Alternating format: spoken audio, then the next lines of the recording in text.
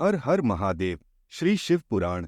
शिव पुराण कथा कहती है शिव नाम की महिमा जो हमारी सोच से भी बहुत दूर है। प्रयाग में ऋषि बोले, हे व्यास शिष्य सूत जी, आपको नमस्कार है। हम पर कृपा कर हमें परम उत्तम रुद्राक्ष तथा शिव नाम की महिमा का महात्म्य सुनाइए। सूत जी बोले, हे ऋषियों, आपने बहुत ही उत्तम तथा समस्त लोगों के हित की बात पूछी है। भगवान शिव की उपासना करने वाले मनुष्य धन्य हैं, उनका मनुष्य होना सफल हो गया है। साथ ही शिव भक्ति से उनके कुल का उद्धार हो गया है। जो मनुष्य मुख से सदाशिव और शिव नामों का उच्चारण करते हैं, पाप उनका स्पर्श भी नहीं कर पाता है।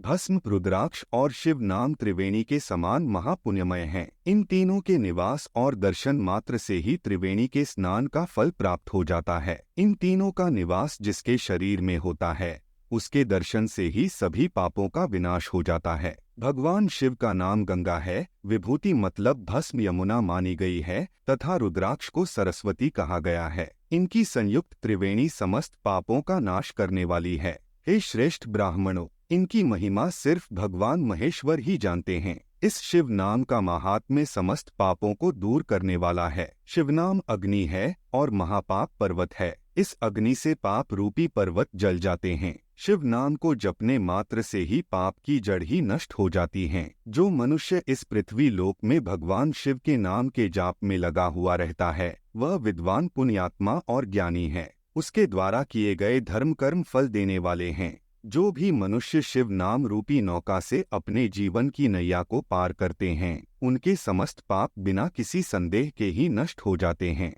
जो पाप रूपी समुद्र में गिर गए हैं, उन्हें शिव नाम रूपी अमृत पीना चाहिए। हे मुनीश्वरों, जिसने अनेक जन्मों तक तपस्या की है, उसे ही पापों का नाश करने वाली शिव भक्ति प्राप्त होती है। जिस मनुष्य के मन में कभी न खंडित होने वाली शिव भक्ति प्रकट हुई है, उसे ही मोक्ष मिलता है। जो अनेक पाप करके भी भगवान शिव के नाम जप में आदर पूर्वक लग गया है, वह समस्त पापों से मुक्त हो जाता है। इसमें जरा भी संशय नहीं है।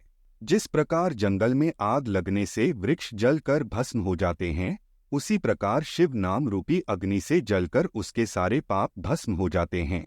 जिस मनुष्य के भस्म लगाने से अंग पवित्र हो गए हैं और जो आदर सहित शिव नाम जपता है, वह इस संसार रूपी समुद्र से पार हो जाता है। संपूर्ण वेदों का ध्यान पूर्वक अध्ययन करके महर्षियों ने शिव नाम को संसार सागर से पार करने का उपाय बताया है।